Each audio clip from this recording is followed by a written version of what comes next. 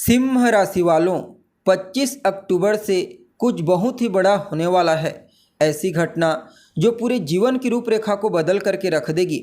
जी हाँ, अगर आप भी एक सिंह राशि के जातक हैं, लियो साइन के, या फिर आपकी लग्न राशि सिंह राशि है, तो आज का यह ज्योतिष का कार्यक्रम आप लोगों के लिए बड़ा ही महत्वपूर्ण कार्यक्रम साबित होने वाला है।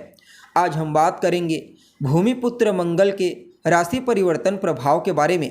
जी हाँ, सेनापति मंगल अपनी वर्तमान शत्रु राशि मिथुन राशि को छोड़कर अपनी नीच राशि कर्क राशि में बीते 20 अक्टूबर 2024 की प्रातःकाल 9:18 पर प्रवेश कर चुके हैं और आने वाले साल 2025 के जून महीने की 7 तारीख तक अर्थात 7 जून तक इसी नीच राशि में गोचर करते हुए आपको प्रभावित करेंगे। फिर उसके पश्चात सिंह राशि यानी कि आपकी राशि में ही ट्रांजिट कर जाएंगे।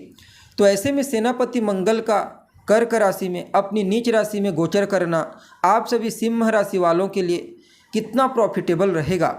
इस नीच गोचर काल के दौरान मंगल आपको किन किन क्षेत्रों में पॉजिटिव रूप से प्रभावित करेंगे, तो कहां कहां पर आपको सावधानी बरतनी होगी। साथ ही साथ मंगल के इस नीच गोचर प्रभाव को बेहतर बनाने के लिए कौन सा उपाय आप सभी सिंह राशि वालों को करना चाहिए, एक एक बात विस्तार के साथ आपको बताएंगे। इसलिए कार्यक्रम में आखिरी तक बने रहिए। और अगर आप हमारे चैनल पर पहली बार विजिट कर रहे हैं तो चैनल को सब्सक्राइब करके बेल नोटिफिकेशन को ऑन पर सिलेक्ट कर लें, ताकि आपको समय समय पर इसी प्रकार की महत्वपूर्ण जानकारी प्राप्त होती रहे। तो दोस्तों, वैसे देखा जाए तो मंगल का जो गोचर है एक राशि में ज़्यादा दिनों तक नहीं होता, 45 दिनों तक एक राशि में रहते हैं। लेकिन इस बार इनका गोचर 45 दिनों का नहीं बल्कि पूरे 231 दिनों का रहने वाला है। ऐसा क्यों? क्योंकि मंगल अभी कर्क राशि में मार्गी अवस्था में गोचर कर रहे हैं, फिर कुछ समय पश्चात वक्र हो जाएंगे और पुनः मिथुन राशि में प्रवेश करेंगे, फिर उसके बाद कर्क राशि में प्रवेश करेंगे। इस प्रकार पूरे 231 दिनों तक कर्क और मिथुन राशि में गोचर करते हुए आपको प्रभावित करेंगे। वैसे तो मंगल के गोचर की चर्चा जब भी आती है तो सदैव इसकी चर्चा बृहद रूप से की जाती है। क्यों? क्योंकि कर्म प्रधान विश्व रचि राखा। जो लोग पुरुषार्थी हैं, मेहनती हैं, कर्म में विश्वास करते हैं, उनके लिए मंगल के गोचर को समझना बेहद आवश्यक होता है। सेनापति मंगल न सिर्फ हमारे पराक्रम, पुरुषार्थ, हिम्मत के कारक ग्रह हैं, बल्कि जीवन में ऊंचाई तक पहुंचने में भी अहम भूमिका निभाते हैं। अब देखा जाए तो आप सभी सिंह राशि के जातकों के लिए मंगल एक योग कारक ग्रह हैं।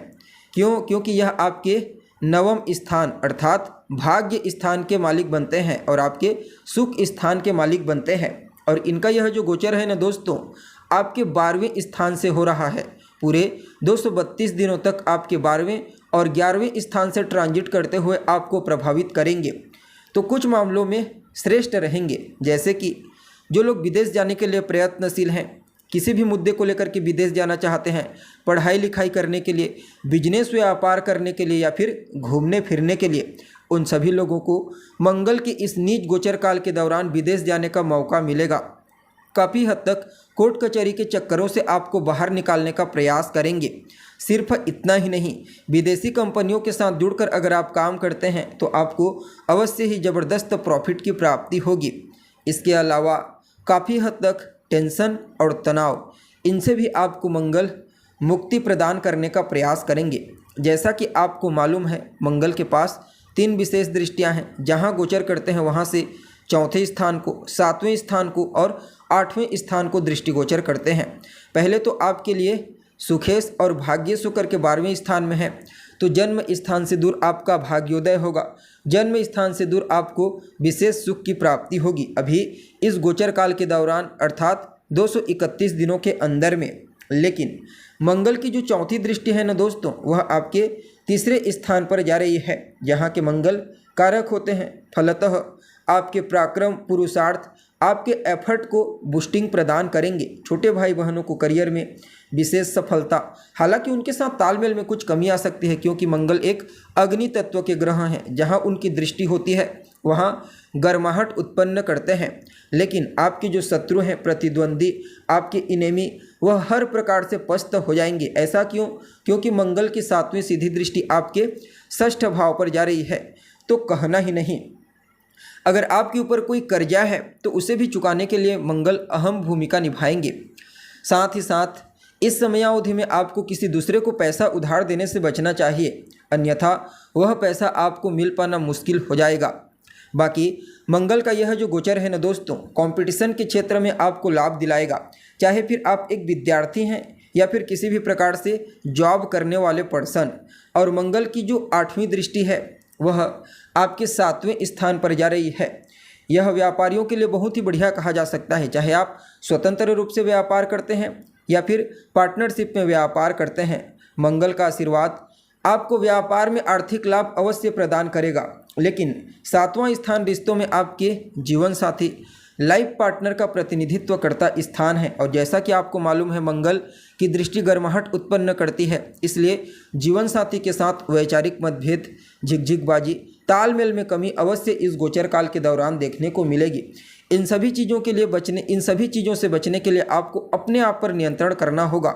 अगर आप अपने धैर्य पर नियंत्रण कर लेते हैं, अपनी वाणी पर संयमता बरत लेते हैं, तो फिर यह समय आपके लिए अच्छे से गुजर जाएगा।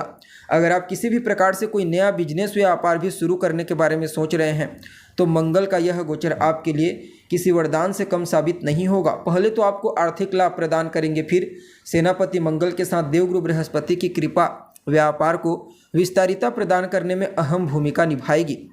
जी हाँ, और मंगल आपके लिए चतुर्थेश होते हैं, तो भूमि, भवन, मकान, वाहन इनसे संबंधित सुखों की प्राप्ति के लिए भी आप एफर्ट लगाएंगे।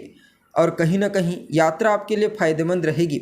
चाहे फिर आप लंबी दूरी की यात्रा करें या फिर शॉर्ट यात्रा, चाहे व्यापारिक यात्रा हो या फिर धार्मिक यात्रा, काफ़ी हद तक इस गोचर काल के दौरान धार्मिक कृत्य, पूजा पाठ, अध्यात्म के क्षेत्र में भी आपकी विशेष रुचि देखने को मिलेगी।